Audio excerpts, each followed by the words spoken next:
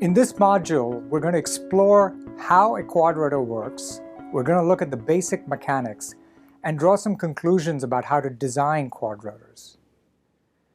So we'll first start discussing the basic mechanics underlying a quadrotor. We'll discuss some very simple approaches to control.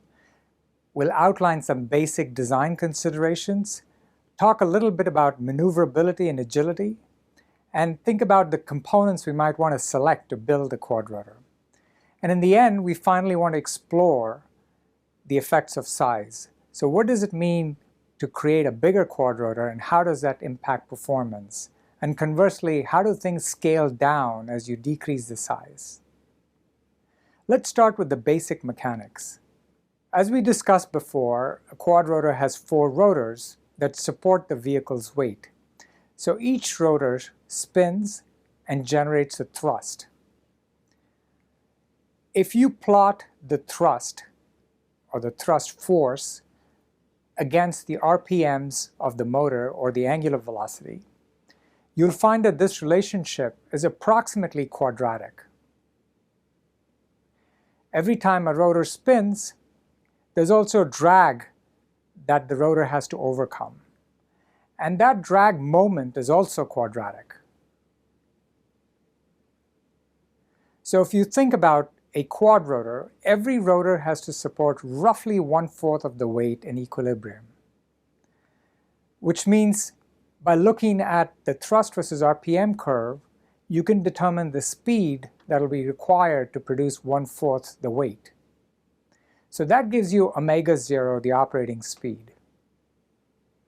But of course, that operating speed produces a drag moment, and every rotor has to overcome the drag moment.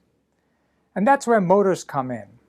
You have to size the motor so that they can produce the torque to overcome this drag moment.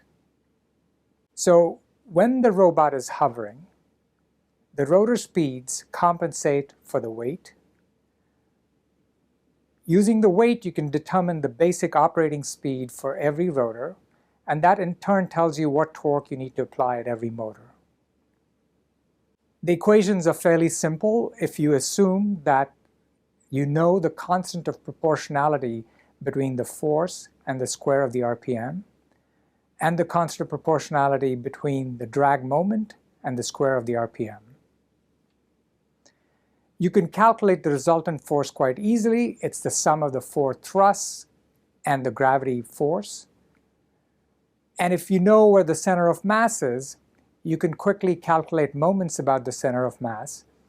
And of course, the total moment is obtained by calculating the moments due to the forces exerted by the rotors and the reactions due to the rotors spinning in counterclockwise or clockwise directions.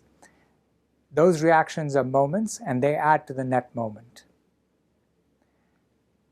In equilibrium, the resultant force is obviously 0, and the resultant moment is also 0. But what happens when these resultant forces and moments are non-zero? Well, you get acceleration. To keep things simple, let's first look at the acceleration in the vertical direction. So in the vertical direction, again, every motor thrust is the same, and they all add up to support the weight. But if you increase the motor speeds, then the robot accelerates up.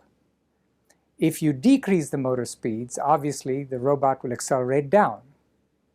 So a combination of motor thrust and the weight determines which way the robot accelerates.